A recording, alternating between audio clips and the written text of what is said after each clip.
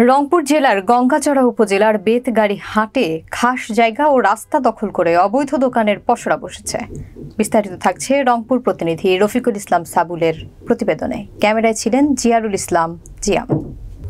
ফ্যাসিবাদী আওয়ামী সরকারের আমল থেকে বেতগাড়ি হাটে রাস্তা দখল, গলি দখল এবং সরকারি স্থাপনার ফাঁক ফোকর দখল করে গড়ে উঠেছে অবৈধ দোকানপাট।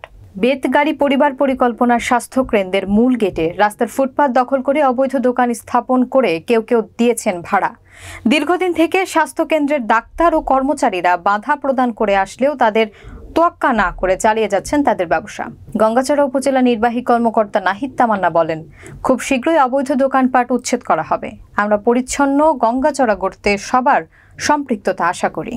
আমাদের মগর গ্রামে এখানকার যারা আসছিল তারা কিছু কথা বলছে, তারপর আমরা অমান্য করছি। এমন কি ফখরুদ্দিন বন্ধু আসছিল, ফখরুদ্দিন এই জায়গা আসলো আমার জায়গা এবং তারপর রাখি গেছি। মহিলা মহিলার নামে আছে, পুরুষরা দোকান করতেছে। হ্যাঁ, মহিলাদের করা উচিত, পুরুষ করে।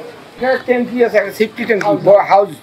এটা তো আছে একটা হাউস, হাউসের উপর ঘর তুলি অনেকক্ষণ ব্যবসা বাণিজ্য করছে অবৈধ।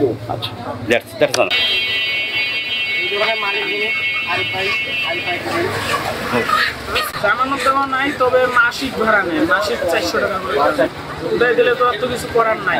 ঠিক আছে, আমি ভাড়া নিয়েছি 15,000 টাকা, 700 টাকা দোকান সারাই থেকে আমরা জায়গা দিলে আমরা সারিয়ে দিতাম।